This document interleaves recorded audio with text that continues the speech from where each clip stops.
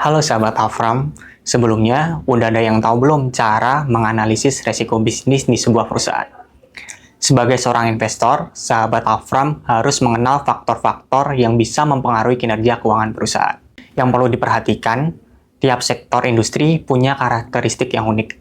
Artinya, faktor-faktor yang mempengaruhi keberhasilan dan kegagalan bisnis itu bisa berbeda-beda, tergantung industrinya.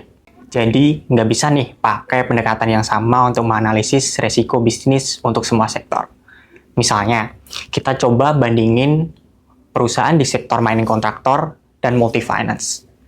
Oke, yang pertama, yang perlu diperhatikan di sektor mining kontraktor adalah stabilitas kontrak proyek dan efisiensi produksi. Kenapa?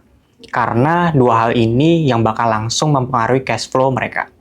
Perusahaan kontraktor yang mempunyai kontrak dengan durasi yang panjang dan masa habis kontrak yang beragam, kemudian adanya kemudahan untuk mendapatkan kontrak baru, serta adanya kemudahan untuk memperbarui kontrak, tentu akan memberikan stabilitas keuangan yang baik untuk perusahaan. Dengan syarat, proyek yang dijalankan harus menguntungkan. Selain itu, performa perusahaan dalam memproduksi dan memanfaatkan equipment juga bisa berdampak positif bagi cash flow dan efisiensi keuangan perusahaan. Namun, berbeda nih dengan perusahaan multi-finance yang mempunyai fokus yang lain. Di sini yang perlu diperhatikan adalah portofolio pembiayaan yang mereka miliki. Hal-hal yang perlu diperhatikan diantaranya, bagaimana pertumbuhan pembiayaan barunya, bagaimana kelancaran pembayaran kreditnya, dan dari mana sumber modal kerja didapatkan. Nah, tiga hal tersebut penting untuk diperhatikan. Jika rasio non-performing loans atau NPL mereka tinggi, itu bisa jadi masalah serius untuk keuangan perusahaan.